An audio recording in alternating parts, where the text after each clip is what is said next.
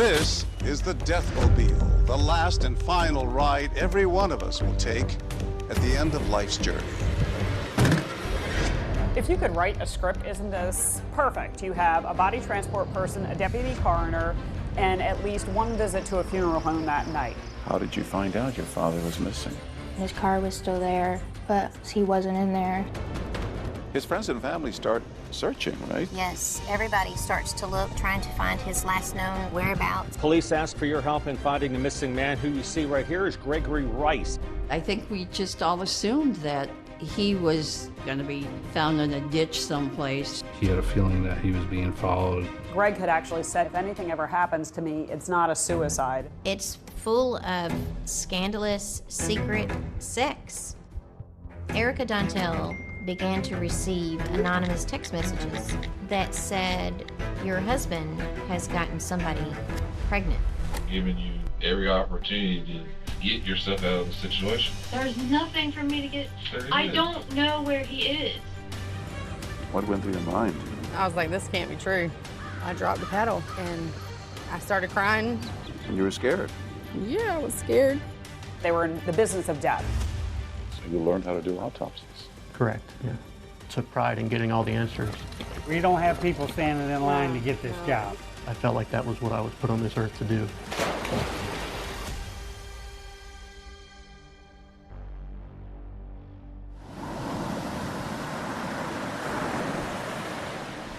Myrtle Beach, South Carolina. Every year, these shores welcome millions of tourists. They come for the sand, the sun, the surf. But it's not always fun and games. At night, a darker, more sinister side emerges.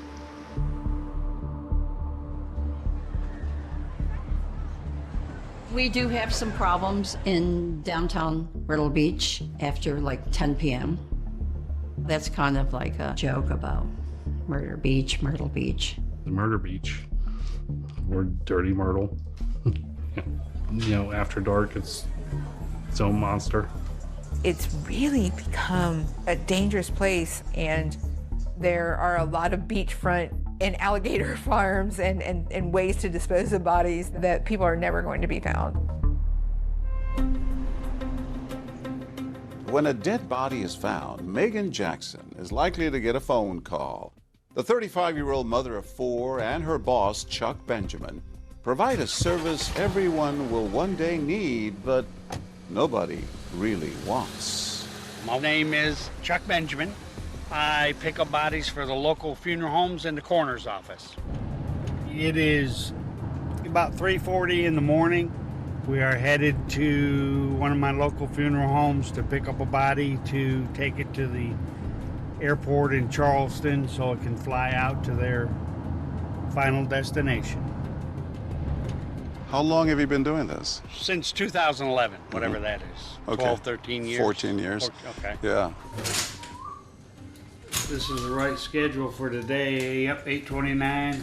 Leaves at 1 o'clock this afternoon, so this has to be there by 10:30, 11. What do your grandkids call this? The Deathmobile. And you have it in your driveway, ready to go? Oh, yeah. All my drivers have one in their driveway. Because you can get a call at any moment. 24/7, 365 days a year. With those hours, not to mention the grim realities of moving the dead, Chuck says it's not easy to find transporters for his business. We don't have people standing in line to get this job. We've I can had assure people you work this. one day and leave. Megan was a next-door neighbor to Joan and Chuck. She had moved from Ohio with Greg and her kids. She wanted to try when I needed somebody. So I said, well, I'll take you on a few calls. If you like it, fine. If not, it's no big deal. She had an interest in science and blood and things like that. Very first call we went on was somebody had been down for a week. It was decomposition on the 3rd floor. And I mean, she'd hold her own. She could pick up a body, you know, which is clearly dead weight, by herself and put it on a stretcher or in a car. And she's teeny. And just like that, Megan becomes an Uber driver for the dead. I looked up to my mom in a lot of ways. She did a lot of work How would you describe her job? It's a pretty sad and can be an overwhelming type of job, but I think that as long as you're being respectful and caring about what you're doing, then I think it's actually a really good job to have. Everyone loved Megan. Everybody that she worked with in the business. We worked for a variety of different funeral homes. At the time, we worked for the coroners. Megan's job requires her to work hand in hand with the Horry County Deputy Coroner, a man named Chris Dontel. Megan was a great worker. She endeared herself to all of us at the coroner's office. Did you ever go with her to work? I've done quite a few calls with her, and it would be something I would actually look into doing in my future. You would think of doing the same thing. Yeah, I never really bothered me as a kid because everybody passes at some point. As Megan thrives at work, her relationship with Greg Rice, the father of her children, fizzles out. After 15 years together, the couple splits up, but they share custody of their kids. Greg moved to the Arrowhead community where he lived in an apartment. Megan, who had inherited a good deal of money from her parents, purchased the home in River's Edge. On October 3rd of 2020, Megan went over to Greg Rice's home with the children. He was going to get the children for that day. There was no answer at the door. I received a phone call from Megan asking if I heard anything from Greg because he's not answering the door, he's not answering his phone. Ryan and Greg work together building patios and are best friends. Ryan tells Megan he last saw Greg when they both left work the night before. I felt it was kind of fishy, and she ended up putting in a missing persons report. Megan files the report in person at the police station. Megan, right? M-E-A? M-E-A-G-A-N. What's your last name? Jackson. How long was y'all married for? We weren't married. Weren't married. How many kids you got together? Just curious. 4. 4, really? I was with him for like 15 years. How long y'all been separated? Over a year. Over a year. So. Megan says she last spoke to Greg on Friday, the night before he went missing. And you talked to Greg on the phone at about 9:58, you said? Yes. And I told him that I was still good for taking the kids to your house in the morning, and he said yes. And I mean, everything was fine. That was the last time you spoke to him? Yes. So you never physically saw him Friday? No. Megan was pretty much painting the picture that Greg could have possibly overdosed, was in a ditch somewhere. What kind of drugs did he do? Like Oxy, Broxy, I can't remember what he called Did he get them. hurt or anything? Is that why he started taking them, or just No, he just started taking them? He lived right beside the Intercoastal Waterway, and she was saying he may have wandered off and drowned or just wandered off and OD'd. Police ask for your help in finding Gregory Rice.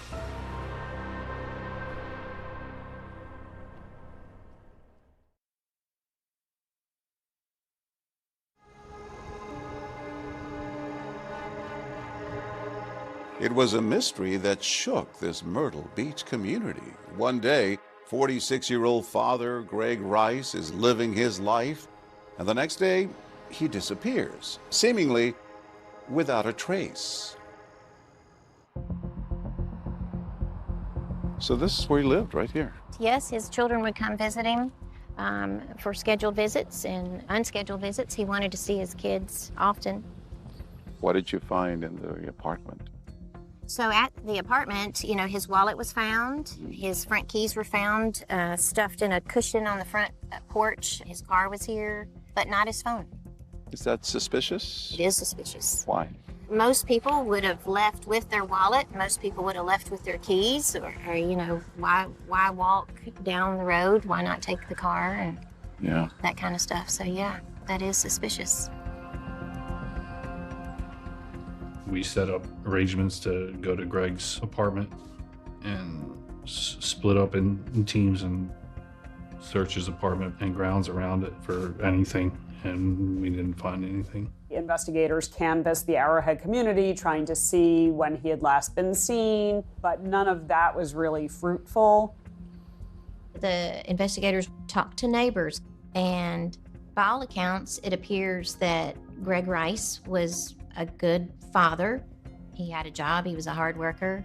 He seemed to be just an average guy.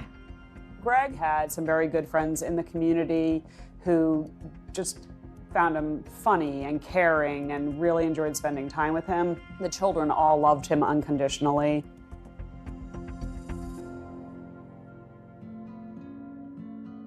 How would you describe your father? He was always that person that would be there for you at the end of the day. If you had something you didn't want to say to anybody else, you would go to him. Greg had the kids almost every single weekend. That's the one thing that mattered the most with him. You did a lot of fun things with him. Yeah, I did. Like what? We used to surf together a lot, and he used to actually take pictures for the surfing competitions I used to do. Our favorite hobbies would be definitely surfing and golfing. We would golf 3 to 4 times a week. He was absolutely terrible, but a blast to play with. Yeah, he spent a lot of time in the woods. How did you find out your father was missing? My dad always came and picked up the kids, and that didn't happen this day.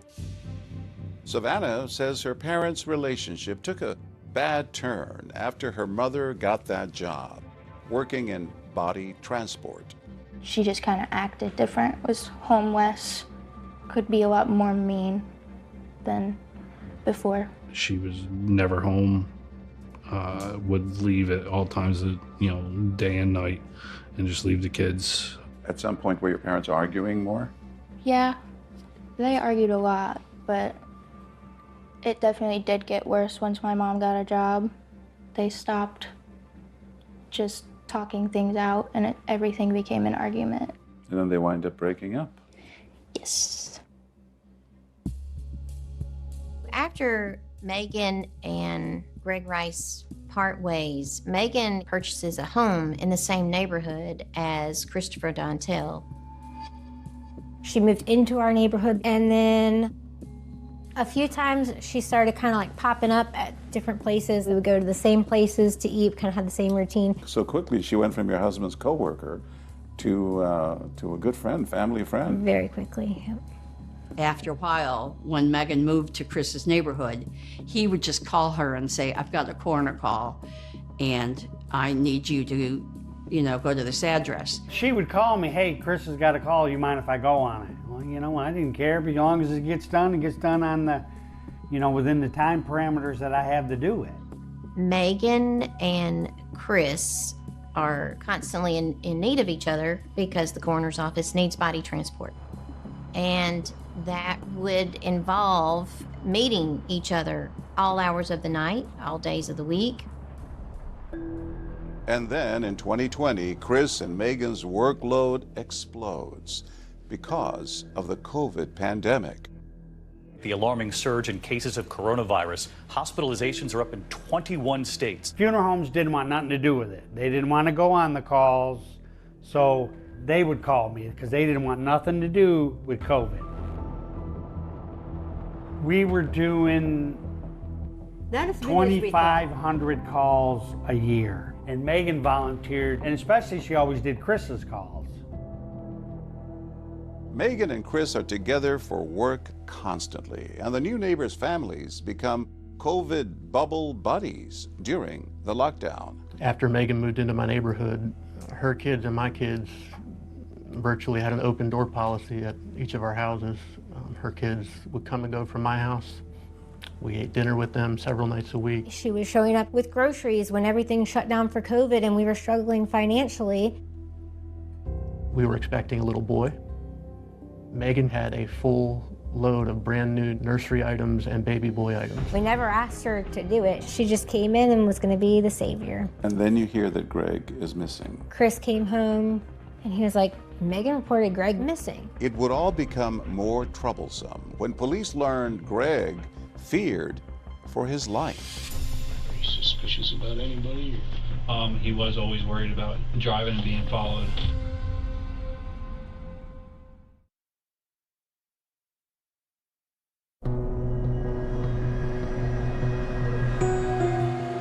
Whenever someone goes missing in Horry County, we always write a story about it. We're a small enough community that if somebody's missing, it's absolutely a news story. Police ask for your help in finding the missing man who you see right here, Gregory Rice. Police kept on coming by and just questioning us. Have you seen anything out of the normal? And that's when red flags were starting to raise, like something seriously happened to Greg. When was the last time you had seen him? The week prior, and that was the weekend that I promised I was gonna come see him, and I didn't get to see him. What were you going through? I was in a pretty bad shape. I wasn't handling it very well, and it didn't help that my mom was still going out every night, getting drunk, coming home plastered. Did she seem worried about your missing dad? She seemed worried at first on the phone call and when she originally came home, but after that it was just kind of like nothing. From all accounts, they had a somewhat tumultuous relationship. There was a lot of friction between Greg and Megan. She never called him by his name. It was just, oh, he's this terrible guy. I'm going to drop the kids off. If I'm not back in an hour, send somebody to look for me. I wasn't surprised at them breaking up because I know things she said about him, you know, how he would drink and do drugs and things like that. I think we just all assumed that he was going to be found in a ditch someplace from a drug overdose or drunken stupor. Megan started making stories up about Greg being on drugs. Never once have I seen that out of Greg. Law enforcement, they did look inside Greg Rice's apartment for evidence, the substance abuse issue. They didn't find evidence to support that. No evidence of drug abuse, but investigators did find evidence to suggest Greg was increasingly nervous and suspicious in the days leading up to his disappearance. Detective Susie called me over the phone, asked me if I would come in for an interview, and I said absolutely. So I'm Detective Susie, I'm the one that called you on the phone. So you're a friend of the... Yeah, and I also work with him. They had actually worked together that last day, and Greg had actually said to Ryan, if anything ever happens to me, it's not a suicide. Greg mentioned to me that if something was to happen to him, he didn't offer himself. What do you think could have happened? What were your thoughts at first? She had something to do with it. What gave you those suspicions? Just the way Greg talked. He had a feeling that he was being followed by a silver unmarked car. Megan made it known that she hung out with cops, was real friendly with cops. She always made the comments that she knew people. Do you think she would be capable of doing something? Not by herself. Not by herself. That statement stood out to detectives. Walk me through Friday. I know that I went to Abuelo's on Friday. What time did you go to Abuelo's? Not a clue. It was nighttime. I was there with one of the coroners. Initially, when investigators spoke to Megan, she had just gone to dinner with someone from the coroner's office. And then later, when questioned about that, she said it was Christopher Dontel. We ate at Abuelo's. Who'd you eat at Abuelo's with? The coroner. Oh, Chris. Chris. Dontel. So you wound up getting closer to Megan. Did you see her as someone you could confide in? I did. And you did? I did. Based on interviews and just other information from the investigation, I certainly think there was a belief that Megan Jackson and Christopher Dontel were romantically involved, but it hadn't been confirmed. So that was one thing that the investigators did want to either confirm or refute, that there was this affair going on. It's now been 10 days after Greg Rice is last seen, and Megan and Chris are both being questioned by the Horry County PD. One thing that we have to do is, like, we know who you are, we work with you, but we have to 100% clear you out as quote-unquote a suspect in his disappearance. Okay. Okay. So some of the questions I'm going to ask are intrusive. They're uncomfortable questions. How we got your name was Megan said that you guys had gone out to eat on Friday night. And then with Greg going missing sometime around that time frame, we're trying to gather what happened on Friday. We went to, I believe, Abuela's that night. What'd you do immediately after you got done eating? We both got in my car. Okay. That's the uncomfortable part, right? Yeah. Mm. So y'all were in your car? Yeah. Okay. Did y'all have sex in your car? Possibly. Okay. I mean, It's not possible. You had adult relations. Okay. yes. Eventually, the naked truth bubbles to the surface. What's the relationship with you and Megan? If I'm being honest, it's something I would get divorced over. So you think his intentions are to leave his wife and y'all No. planning on starting something? Oh, hell no. I'm never moving a man back in my house ever again. So this is just for fun. I don't know what we are. Your wife doesn't know. She knows a little bit, but not the full extent of it. I just don't want to wreck, he's got kids. I know. Again, that's not mine. What about the Chris? Do you want me to answer it? No, just, he'll be okay. He can wait. Investigators ask both Megan and Chris for their cell phones, which they voluntarily hand over. I get this back today, right? Yes. But it's someone else's phone that leads to a shocking revelation. Erica Dontel began to receive anonymous text messages that said, in essence, hey, your husband has gotten somebody pregnant. It must have been a hard pill to swallow that your husband had impregnated this family friend.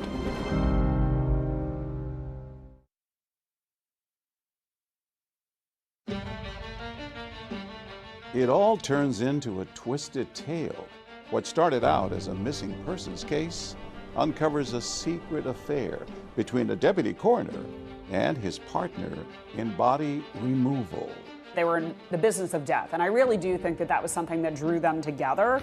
It takes a certain special kind of personality, I would say, to deal with death on such a regular basis voluntarily. So how did it go from you two being co-workers to something more than that? She said, have you ever cheated on your wife? And I said, no. And she climbed over the console and got on top of me and started to kiss me. How were you able to carry on the affair? Where would you go? Because of our job, it was, I would get phone calls at all hours of the day and night, and it was easy to leave. One night you realize that Chris and your mom might be more than just co-workers or friends. Well, I just had friends over one day, and they were just being loud in the bedroom. And the next day I was like, wait, were you guys sleeping together? And she told me, yeah, I thought you knew. And I was just like, no, I didn't know, but thanks for telling me. You had a great wife at home, Erica. The most amazing wife. Why did you continue the relationship with Megan? She made our lives easy. She was going to be the answer to everything. You did it for the money? It sounds terrible to put it that way, but yes. I was not at any point physically attracted to her. Really? I was attracted to the lifestyle she was providing. Did you suspect at all that she and your husband might be having an affair? No. because the way they acted, she treated him almost like brother and sister type. Erica Dontel began to receive anonymous text messages. And it just said, I think you should know that your husband is having an affair and got somebody pregnant. Oh, and I think you should know it's Megan Jackson. It must have been a hard pill to swallow that your husband had impregnated this family friend. Yeah. It was so far out of character for Chris. He told me it wasn't happening. He was like, who would say that? Like, what? Like, that's ridiculous. Like, somebody's messing with us. Your wife received some texts from an anonymous account. What's going through your head? Do you think about coming clean to your wife? I didn't. I downplayed it. I didn't even know that I believed Megan was actually pregnant. I didn't know what to believe at that point. They end up calling Megan right then per Erica's request, and it's all on speaker. And Megan dismisses them and, basically, well, it must be Greg Rice. This is what Greg does. Greg causes problems. This is what he does. He just tries to come in between any relationship that she tries to have. So you sort of let it go? For the time, yeah, she said she was going to take care of it and get him to leave us alone. Chris Dontel is having an affair with Megan Jackson. Greg Rice may have been leaking information to Erica, Chris's wife. Authorities believe that if Greg was sending those messages, Chris and Megan would have a reason to silence him. They know, thanks to their interviews, that the pair was together the night Greg disappeared. Chris was in it the entire night. Yeah. So you have to drill down exactly where Chris and Megan were that night, right? Yes. When Greg disappears. Where did Megan and Chris start off that afternoon? They both lived in the same sort of residential community. This is Megan Jackson leaving in her car at 6:16. There was another still showing Christopher Dontel leaving just about the same time. In separate vehicles? In separate vehicles. So this is the van that she was known to drive to transport bodies, and Christopher Dontel is always seen driving a County Explorer. Minutes later, both vehicles are seen entering a nature preserve where they stay for several minutes. The two work vehicles then leave and head to Abuelo's restaurant. Abuelo's is not that far from the preserve. They went there. We had surveillance video of them coming in. This is surveillance video for That's them sitting at the counter. sitting at the bar. And one of the reasons why this photograph was important is because it helped us corroborate phone records, because you can see Megan Jackson on the phone there. And that's one way that we say, look, the phone records are correct. Looking at the forensic results of their phones, they started to get GPS locations. Then they could go back and there's license plate readers. This is the entrance to the community where Greg Rice lives. And right there on that pole is a silent watchman on duty 24 hours a day, 365 days a year. It's called a license plate reader, or LPR. And people drive past them all the time, all over Horry County. On the night Greg disappeared, Chris Dontel and Megan Jackson drove by this one, not once, but twice. So in this photograph, we see this is the license plate that was assigned to Megan Jackson's transport van entering into Greg Rice's community. This was right around 10 o'clock, and then just about 6 minutes later, you see the same van with the same license plate leaving the community. And one of the things that this helped us with is that Megan Jackson swore up and down, Christopher Dontel swore up and down, that they had never been to that community. Did you ever go to his apartment that Friday night? No. Had you ever been to Greg's apartment? No, I never went there. I've never been to. So this was clear evidence that they were hiding something. On the night of October 2nd of 2020, Greg Rice's phone records indicate that he was at home most of that night until he got 2 calls from Megan Jackson, and that was just shortly before 10 o'clock. Shortly after that, it did show his phone leave the area of his apartment, which would have been going in the same direction as Megan's phone as well. It's a short ride to the next stop of the night. And where Megan's body transport van ends up couldn't be more on brand. If you could write a script, you have a body transport person, a deputy coroner, and at least one visit to a funeral home that night. It's the business of death.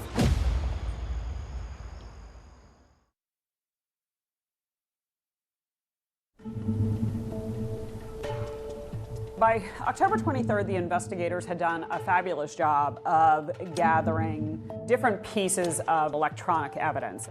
Investigators say Megan's body transport van is seen leaving Greg's community the night he disappears. They also say Greg's phone is with Megan.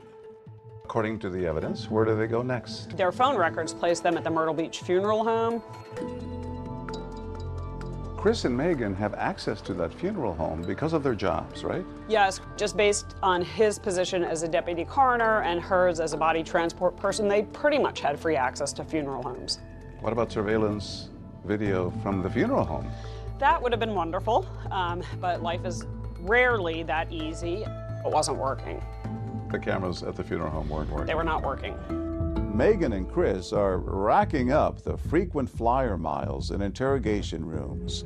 Now the regulars are back in the hot seat. They knew that her van had driven into Greg's community, and that's certainly information that they used in their interviews. Did you ever go to Greg's house? No. Then can you explain why the van you were driving that night hits on a license plate reader going into Arrowhead? Well, it shouldn't have. I have pictures of it. I mean, that's fine, but it shouldn't have. But it did. Okay, but I can't explain it. Because You were driving the van. Well, I can't explain it. You and Megan were together the whole night. Megan's van drives into Arrowhead at 10 o'clock that night. We could have been by Arrowhead. Do you remember anywhere you would have been? And I'll be totally honest with you, because I'm sure you know already, she's giving me a while I was driving the car. Dontel used this sort of oral sex while driving as his reason for not being able to tell exactly where they went and when they went. I tell you about pulling into Arrowhead, and you say, oh, I don't remember that, I don't know about that. All I can tell you is that I don't have anything to do with Greg being missing. So all I am guilty of being You know who has the motive? It's Chris. He has a lot to lose. He's got the motive. And I think you're covering us something up for him. I'm not. And we're giving you every opportunity to get yourself out of the situation. There's nothing for me to get. There I is. don't know where he is. I feel like I'm being investigated for something that I didn't do. Chris, you are being investigated. You are, absolutely, 1,000%. I hope it's worth it, Megan. I really do. I don't have anything to charge you with, but there's no doubt. I didn't do anything. Well, Chris, I'm going to tell you this. If someone asked me to put a bet on it, I would say that you did. Without more direct evidence, police let Megan and Chris go. Meanwhile, the search for Greg continues, retracing Chris and Megan's steps. Maybe that body has been cremated. Let's go check the gas and see if an amount of gas was used that would have represented the burning of a body. And there was nothing to see there. No extra gas had been used. And then weeks go by with no sign of your dad. It must have been agonizing for you. I just wanted him to come back. I just wanted him to be found and be okay so that I could go to his house. It was just a lot of begging and pleading for him to come back.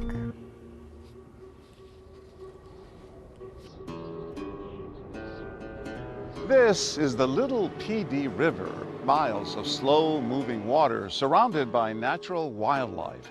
And that makes it a very popular recreational spot for swimming, canoeing, and catfishing. For Donna Sue Souls, it's the relaxation and family tradition of catfishing that has brought her here for decades. You said you call this your happy place. Yes. Why? It's just peaceful. It takes all my worries away. And then, 37 days after Greg Rice's disappearance, a discovery. So November 7th, 2020. How did that day start out? Well, we come and set up. We set about 8 hooks that night. And then when we turn around and come back through, then that's when, I mean, you could smell the smell. All right, tell me about the smell. It was really bad. It was horrible. On a closer look, what do you see? Yeah, well, it looked like the tarp was just laid up there. And then once you got the paddle and we lifted it, that's when we seen the ratchet straps tied around the bottom parts of the legs. It was like around both and then around the head on the other side. What went through your mind? Well, I dropped the paddle. It scared me, and I started crying. I was like, this can't be true. And you were scared? Yeah, I was scared.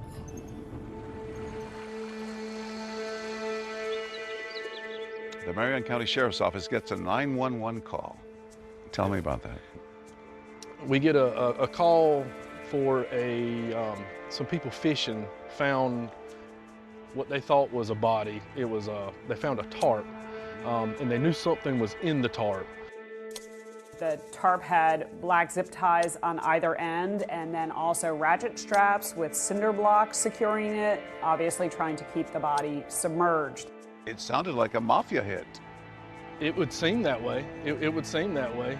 They didn't take into account that when the decomposition starts, the gases fill up and it'll actually float. Big mistake. Big mistake. This body was extremely decomposed. I mean, there was always this thought, okay, here's a body, maybe this is Greg Rice.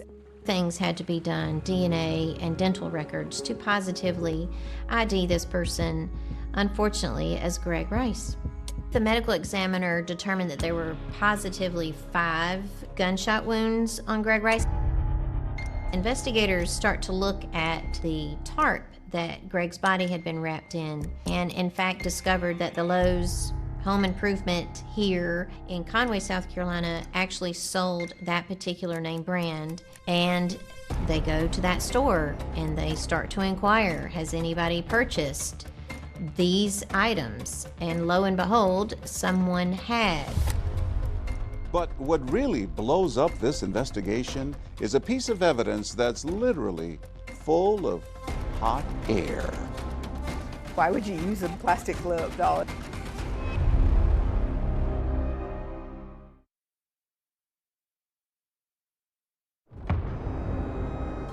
Sex and scandal and then murder.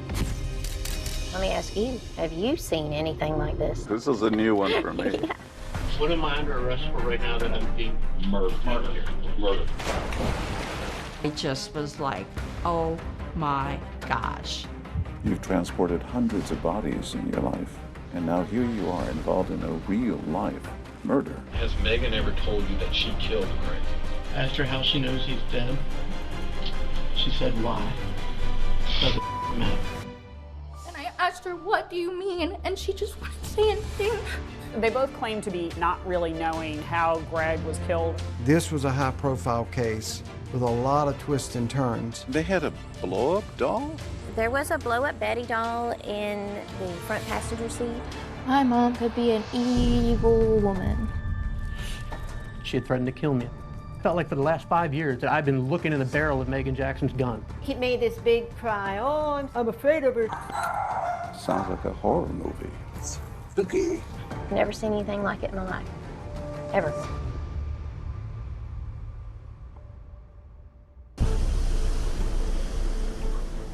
Weeks go by with no sign of your dad.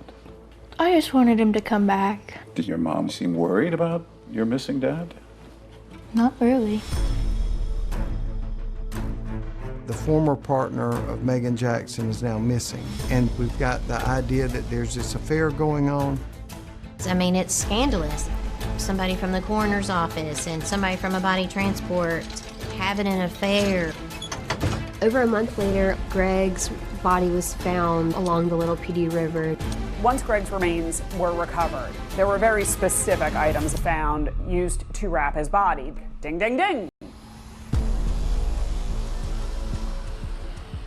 How did detectives wind up at this store?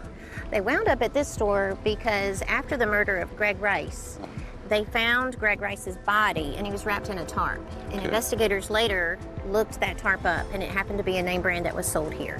And so they did a follow-up on that to see if there was a tarp sold anytime recently. Police are able to get a receipt from Lowe's for a tarp, cinder block, zip ties, and a diet soda. And that's not all. As most of us know, in stores like these, there are security cameras everywhere. When you go back to October 3rd, the video surveillance showed the person buying those items, and that person was Christopher Dontel. He's very relaxed. He's very well dressed in the video. He's wearing khaki pants and some nice shoes. He buys a Pepsi Zero. He's just nonchalantly pushing his cart with his murder dump kit through the line at Lowe's. But now you know, without a shadow of a doubt, that he is involved. He bought all of these things that are used. There's more work to be done, but we were certainly on the right path. As you drive out to the Little PD River, you pass the PD Exchange, just a little gas station convenience store. And you can actually see what we know is Christopher Dontel's vehicle driving past it one way and then returning the other way. And that, coupled with LPR hits for Dontel's county vehicle, really kind of cemented the fact that Christopher Dontel had driven Greg's body out there. Convinced that the coroner did a lot more than just sign a death certificate, investigators rush over to the Dontel home. Hey, Eric. How are you? My name's Greg. Is Chris home? Yes. Hey, Chris. But he was just sleeping in bed, sound asleep, not a care in the world. His wife and children, it's probably better than to just come on and talk. Over the past month, Chris has not provided detectives with much. Hey, Chris, I know you got some questions and probably some things to say. I mean, I like to have my lawyer present. But in this case, a picture is worth 1,000 words. Chris, I'm not going to ask you any questions. What I do want to do, though, is I'll leave these here with I keep shopping at Lowe's. There's the body you threw over the bridge. Take it on because, well, you understand, you're not leaving the building today. You're going to be going to county jail here short. Okay? What am I under arrest for right now that I'm doing? Murder. Murder. At what point can I speak with my lawyer? At the same time, Megan Jackson is taken in. Well, all I want is okay. I don't have anything else to tell you other than what I told you. Well, I can tell you that's not. Nobody here thinks you're a bad person. Nobody thinks anything could happen to Greg. You have no motive to kill Greg. But Chris does. So, the night of the second, you guys were together all night long? Everything that I remember, yes. Yes, I know you weren't with him on the 3rd between 2:30 and 3 because he called you. But I know where Chris was between 2:30 and 3 on that Saturday. We were at a call. No, you weren't. The detectives then confront Megan with some very powerful images. So you mean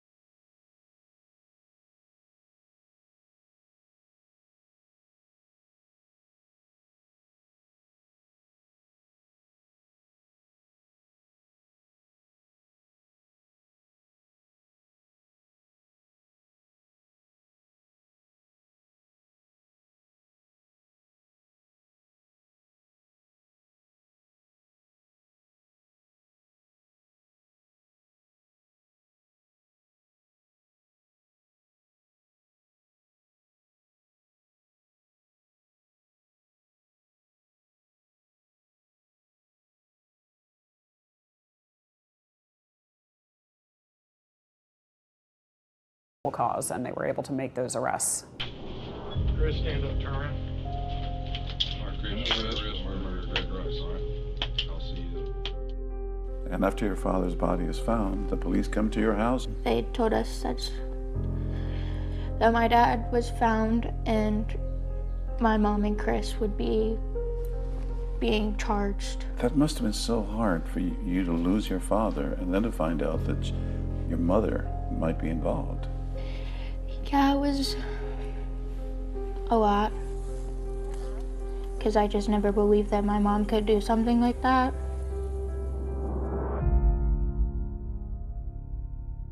We start with breaking news. 2 people have been charged with the murder of a missing man. Police say Dontel and Megan Jackson are connected to Rice's death. Both are charged with murder. And I was like, oh my gosh, what the heck? I had no idea. I was shocked. When we got this information, it was beyond a shocker because Chris Dontel was a man who we would reach out to for homicide investigations, and now you have a deputy coroner who is arrested in a murder case. And you had no idea from his behavior that he might be involved. Erica, I really think at that point she still did not want to believe that her husband was having an affair with Megan Jackson. She did not want to believe that he had anything to do with the murder. With Chris and Megan now booked in jail, investigators continue to search their homes for any items that may be connected to Greg's death.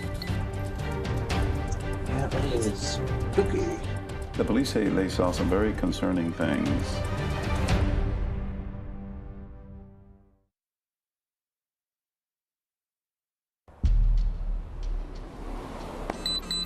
The power button's to the top right.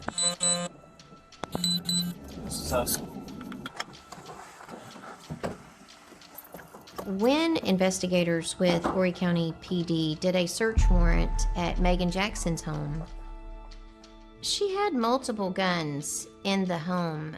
Strangely enough, all of them were accounted for, but they found an empty gun box that was a .22 long rifle pistol that is consistent with the murder weapon in this case.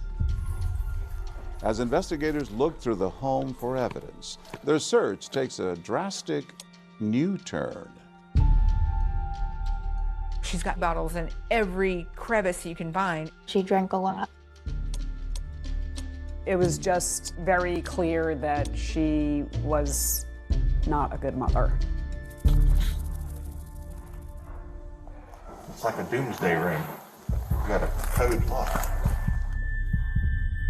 There was a lock on the pantry door, so the children did not have free access to food. And then investigators head up the stairs to Megan's 13-year-old daughter's bedroom. What did the police find out about that? Well, they found out that she had an alarm on her door. An alarm? If she was to open the door, it would beep. Eventually, it just got worse. Their doors had locks that were turned to the outside so that they would not be able to open their doors from the inside. The windows, they were nailed shut, and then spray foam insulation was sprayed around the windows. It was like a prison. Yeah. Yes. Pretty much. She would essentially lock them in the room so that she could go, and she would go to work or do whatever she was going to do. She was busy doing this job and obviously involved with Chris. I felt bad for Savannah that she always had to be in charge. I was the parent of the house while living with my mom because she was never home. And on the weekends would be the times I would go to my dad's, but it would be also the only times I could actually have free time and hang out with my friends. So you didn't go to your dad's? No. It's one of the things that I regret most in my life. Because I should have, and I could have, but I didn't. And I really regret that. The situation in Megan's home, besides murder, was so concerning that Megan's children were placed into emergency protective custody. As a result of what investigators saw, she was charged with 4 counts of unlawful conduct toward a child. Nothing at all to do with the murder or the arrest for the murder. It was totally separate. Days after Greg's body is discovered, a bartender at this restaurant sees Chris and Megan's mugshots on the local news, and she remembers serving them rum drinks one night at the bar and overhearing a conversation Chris and Megan were having with a fellow patron. So the conversation they were having, they were normal conversation, like, what do you do? He explained that he was a coroner and she transports bodies, and he's like, that's got to be a weird job. Small talk like that. Later on, it got into conversations about their families. She started going into great details about how much she hates her kids, how she never wanted them. She said, I think about killing them all the time. The bartender says she overhears Megan making some disturbing comments about her family. I had heard Megan say the same things, but I didn't believe Megan would actually do that. I chalked it up to the alcohol.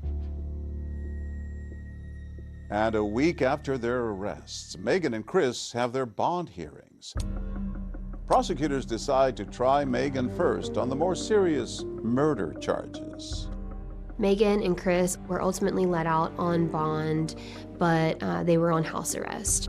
One of the standard conditions is no contact with the co-defendants, no contact with the victims. In this case, for Megan Jackson, it would have been her children. Chris loses his job with the coroner's office, and now armed with an ankle monitor, he returns back home where his wife is waiting. At his bond hearing, they said, you know, we've got Mr. Dontel on footage at Lowe's buying, you know, the things that Greg was found in. Now, are you a little more suspicious? Yeah, so then I was like, well, that doesn't sound good. Do you confront him then? Oh, yeah. Were you angry? Oh, yeah. How did he explain it?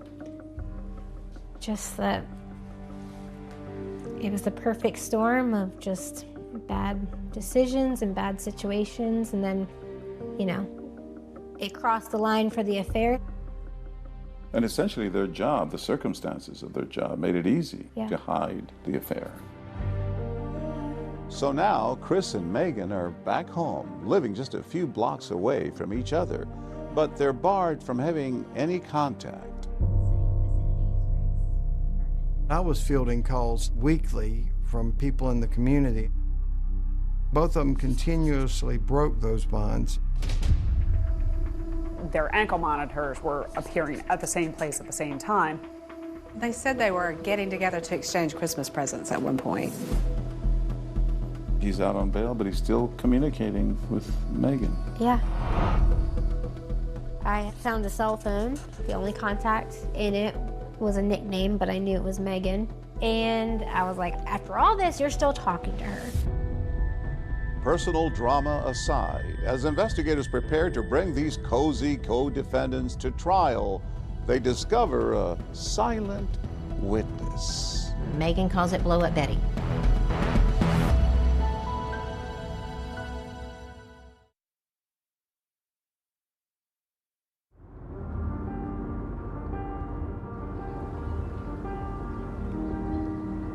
Let me ask you, have you seen anything like this? Not with a coroner and body transport people involved. This is a new one for me. So I get involved as an investigator here at the solicitor's office after their arrest.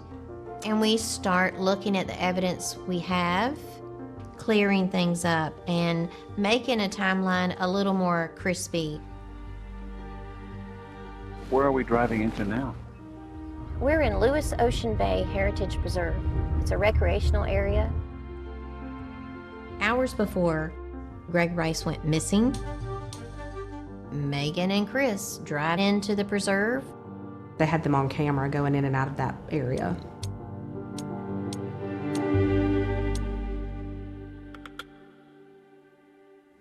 What happened at the preserve? Prior to anything happening with Greg, Megan had a interest in guns and shooting. She would shoot in the woods, and on this particular day, we went to the nature preserve. Megan wanted to go shoot. What was she shooting at? She would shoot at everything from tree stumps to pieces of paper that she would fold up, just random things. So there's a still image on a license plate reader that you can see Megan leaving with this object in the front passenger seat of her vehicle. It was revealed that it was a blow-up doll, and the doll had a name, Blow Up Betty. Betty? What was it used for? At the moment, we don't know. Your guess? My guess is for target practice on this day. So Blow Up Betty is no more. I would surmise she probably isn't. Was there a blow-up doll involved in all this? Not that is relevant to the case. Megan was a unique individual, and you don't know why? No, that was just one of many eccentricities about her.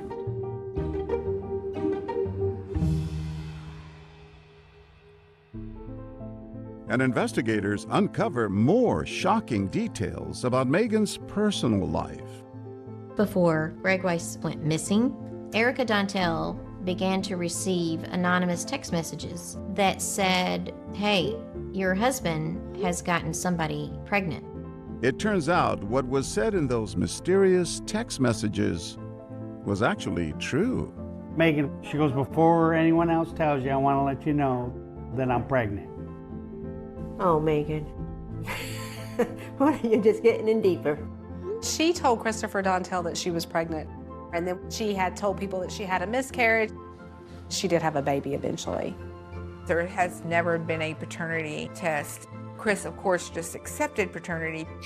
The baby was eventually placed in the care of a family friend.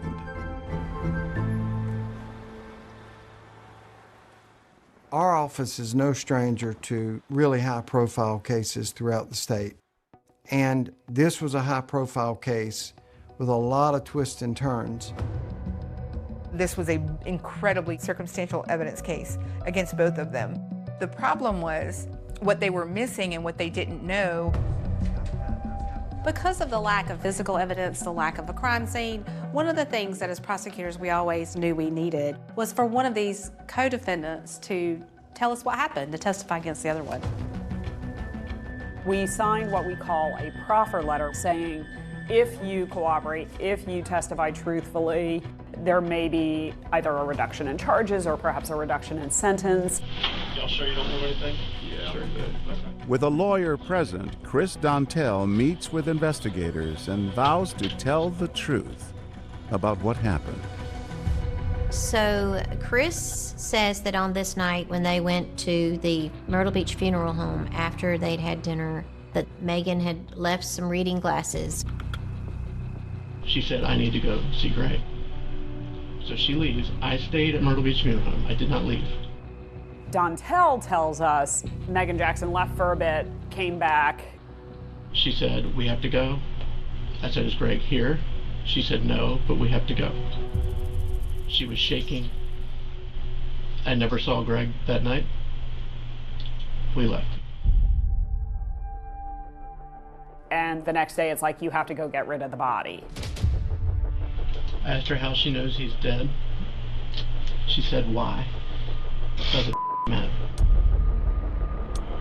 Has Megan ever told you that she killed Greg?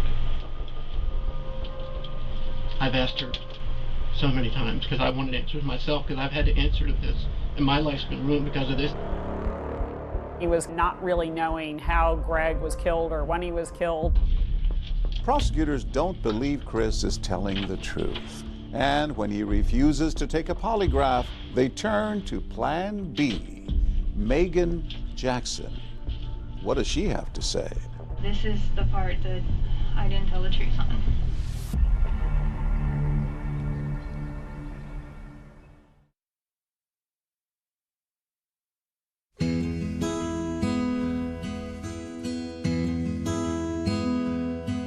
Chris had a favorite song, a Keith Urban song. Only You Can Love Me This Way.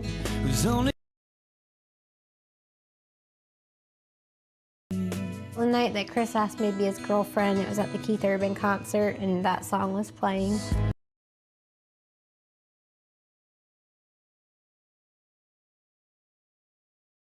Still hear that song? Still listen to it? Yeah. Chris Dontel has been in jail for violating the terms of his bond on numerous occasions for having contact with Megan Jackson. I remember that. But his wife, Erica, has continued to stick by his side. So this is a photo from Charlie's preschool graduation, and that was our last family photo all together before his bond was revoked. So just how little they were. I mean, I feel like they're different people now. They're so big. And the children, do they know that something's not right in the house? Yeah, they do not know where he is or the situation. You were trying to protect your kid. And I never thought that he'd be gone as long as he has been gone.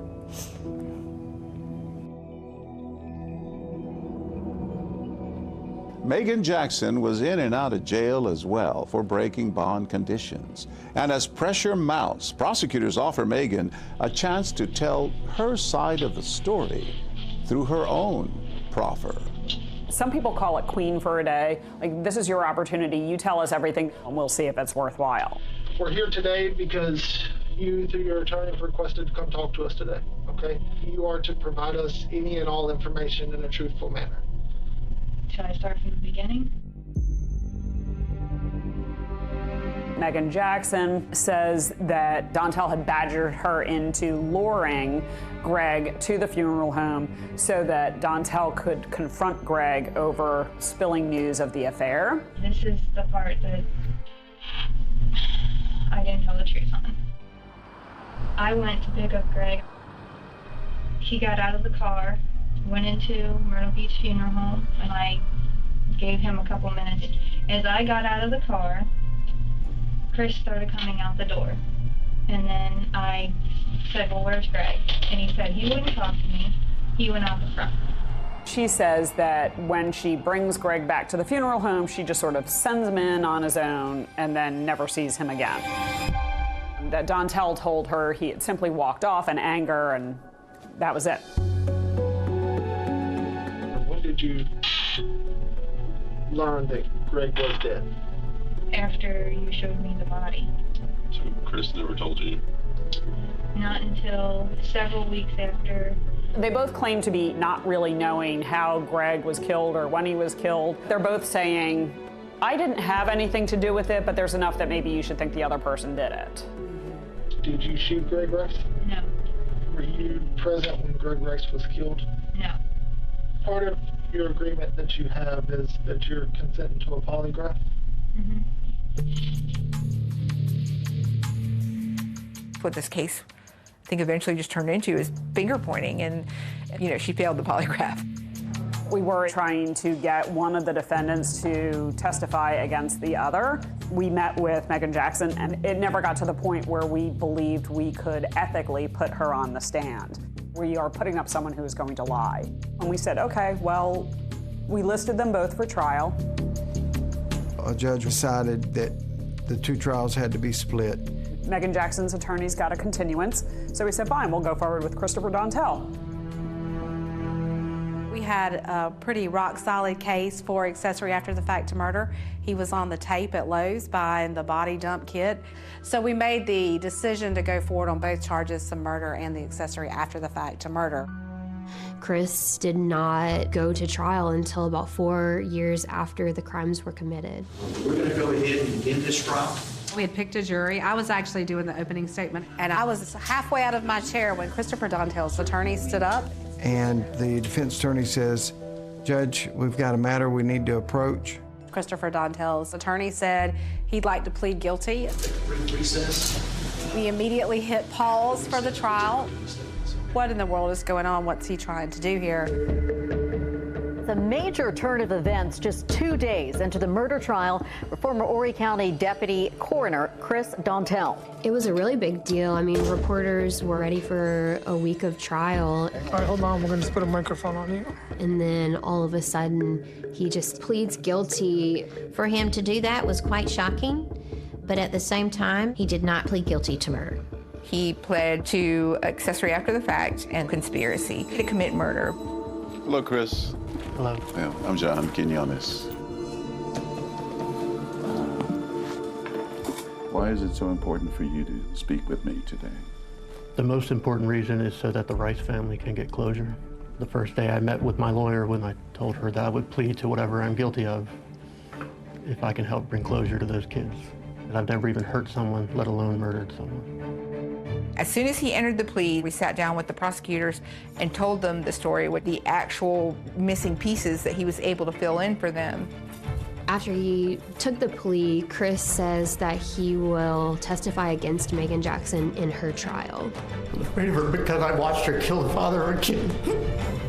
I actually found out about Chris's plea, and that's when I called and I said that I wanted to testify against my mom. I asked her, what do you mean? And she just wouldn't say anything.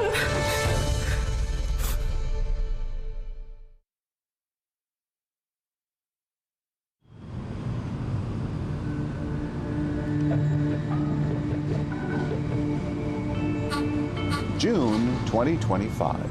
All eyes are now on the Horry County Courthouse, where Megan Jackson's trial begins 5 years after the murder of the father of her children, Greg Rice. This case was a big deal. There was a lot of media buzz. A trial is currently underway for a woman charged in the 2020 murder of a 46-year-old man.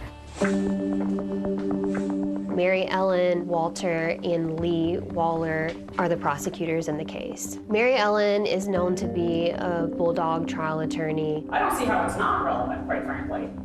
And Lee is also a very hardworking prosecutor. It's a story of an affair, a pregnancy, and a murder. There's one person at the center of everything, and that person is Megan Jackson. She may look meek and mild, but she is a master manipulator. She was literally in the business of death. Megan Jackson was represented by the Britton family, Tommy Britton, the father, and then Case and Preston Britton, his sons. I'd like to see a murder weapon. Don't have it. Don't have any eyewitness testimony. I don't have any of that direct evidence. The stuff that a murder case should have. The very first witness for the prosecution, Megan Jackson's own teenaged daughter, Savannah Rice. We felt it important to open with Savannah because anytime you have a child testifying against their parent, that sends a strong message. And Savannah, I know you're nervous, I get it. And how much time had passed since you saw your mom that day in the courtroom? Almost 5 years. What did she look like?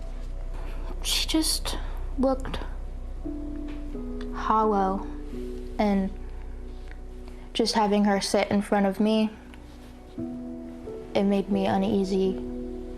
She had come home drunk one night, and I was in the kitchen, and my sister she wasn't behaving, and I told my mom, and she started screaming, and my sister was upstairs, but then she looked at me, and she said, I hope what happened to your dad happens to your sister.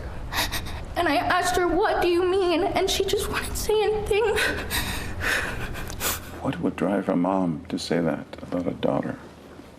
My mom could be an evil woman. This is your mother. And then the prosecution's star witness, The truth, the whole truth, and nothing but the truth, so you got? Yes. Chris Dontel, takes the stand to tell the jury his version of what happened that night. I drove her van. We drove toward Greg's apartment. I saw Greg on the road walking. I pulled up a few feet, stopped, and she opened the door, and in one motion, spun out of the seat, pulled a gun out, and shot him over and over. I didn't see it coming. Neither did he. We picked him up out of the road and put him onto the stretcher that was in the back of her van. You've transported hundreds of bodies in your life, and now here you are involved in a real-life murder. Correct. And you drove to the funeral home as if this was just another corpse. Yeah. My emotions were high, but they handled the body just like would any other body. They had all the tools in the world to assist them in this. You know, they had a body transport van, they had a funeral home, they had a cooler. I made a cremation container and I put it into the cooler and pushed the stretcher up next to it and started to push Greg in. I went to Lowe's sometime during the day. Did you realize there were security cameras there? I did. Tracking you buying the tarp, the cinder block, ratchet straps? Yeah, you gotta remember, this is not something that I've ever been involved with. I had no plan.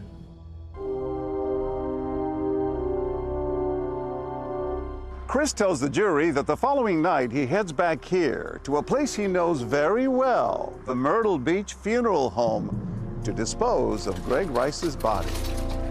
I waited till it was dark. I unfolded the tarp that I had purchased. I put him in my Explorer.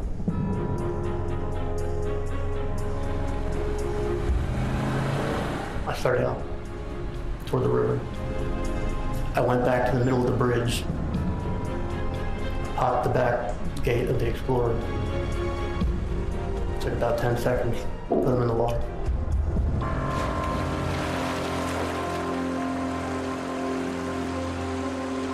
Megan's lawyers try to discredit Chris Dontel as dishonest and an admitted liar. You have lied to the police throughout this process. Correct. So what stopped you from going to one of your acquaintances and telling them what happened?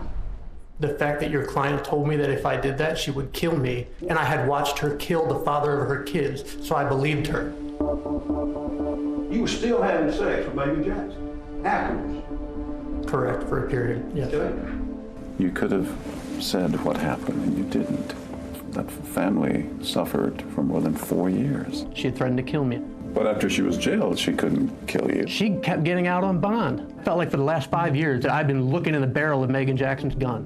He made this big cry, oh, I'm afraid of her. Why did he continue to communicate with her? That's a bunch of baloney. That's crazy. You know, there's the danger that the jury does not believe everything that Dontel says. So how can we show them that the investigation has corroborated everything he said? And that's where Lieutenant Wells came in. My name is Benjamin Wells. I do digital forensics and digital extractions on mobile devices.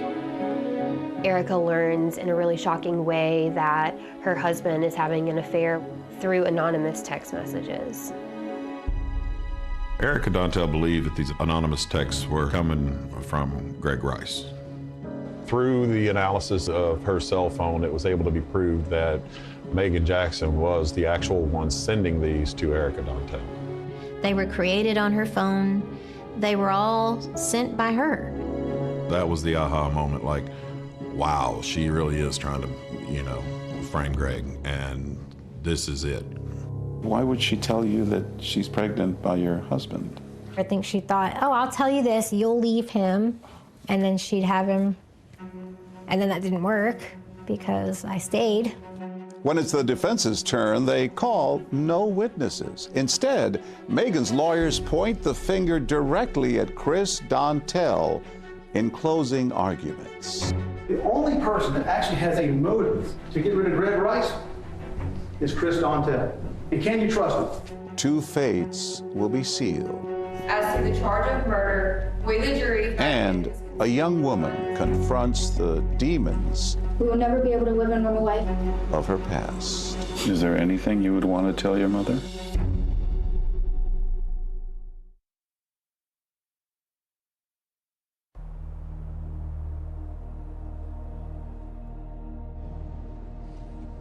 Ladies and gentlemen, welcome back. I understand the jury's reached a verdict. Is that correct?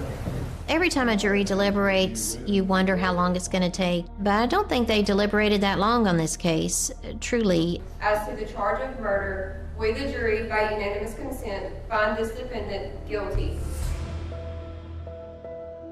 And then you hear the word guilty. Relief? Yeah, also a little bit of heartbreak. It is my mom. The woman charged in the 2020 murder of 46-year-old Gregory Rice will now spend the rest of her life in prison. And as for Megan's outstanding charges of child neglect, those charges were dismissed. She's doing life in prison, so why put the children through that if we're not going to gain anything? A month later, it's now Chris Dontel's turn to be sentenced. How are you feeling? All right. What do you think will happen? Yeah, I just hope that he gets the time that he deserves. He hugged me as I cried and begged for my dad to come back. He told me it would be okay and that we would find my dad. He didn't tell me that we would find him dead. His wife, hoping Chris will walk out free on time served. Megan Jackson infiltrated all areas of our lives and became the literal antichrist to our family. To simply keep saying I'm sorry just doesn't feel right.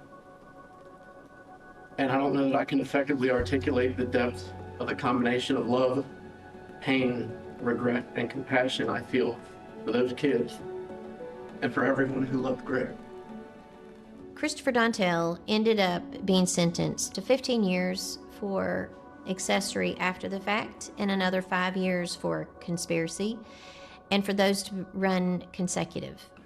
Your reaction to what happened in court? Obviously, I'm not happy about it. I was sentenced to the maximum. If you could talk to Megan, what would you say to her? I have nothing to say to her. There's a lot of victims in this case. Gregory Rice and his family, my family. And you? I believe so. With that 20-year sentence, Chris's wife, Erica, needs to have a long delayed conversation with her 2 young children. They thought that he was away for work, and so I told them that he was in fact in jail. That's where he had been, and then just kind of explained the story the best I could. I spoke with Megan on the phone, and she told me that she did not shoot Greg Rice, the father of her children. She denies those child abuse allegations, saying that she loves her children very much. And in a letter to 2020, Megan writes, Chris Dontel is a liar. What he said on the stand is a lie. Is there anything you would want to tell your mother? Or ask your mom? I just want her to tell me why she did what she did. And to tell her that I hate her, because... That's a strong word, hate. Yeah, I hate that woman.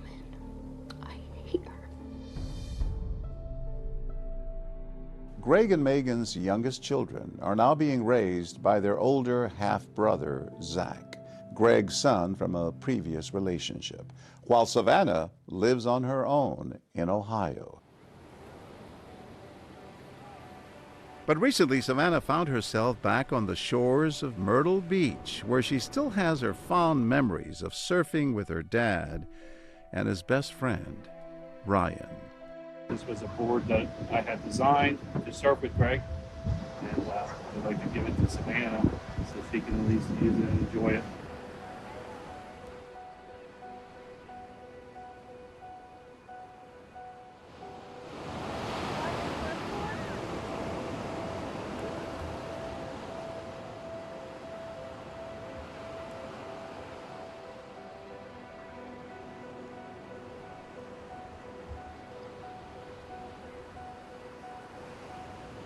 Your dad, what would you tell him? That I love him and that I want him to know that, like, I'm okay. There was a point in time living in that house where I thought I was never gonna get out. No matter how hard and horrible your environment can be, you can always make it out, and you can turn your life around and be the person that you want to be. I think he would be very proud of you.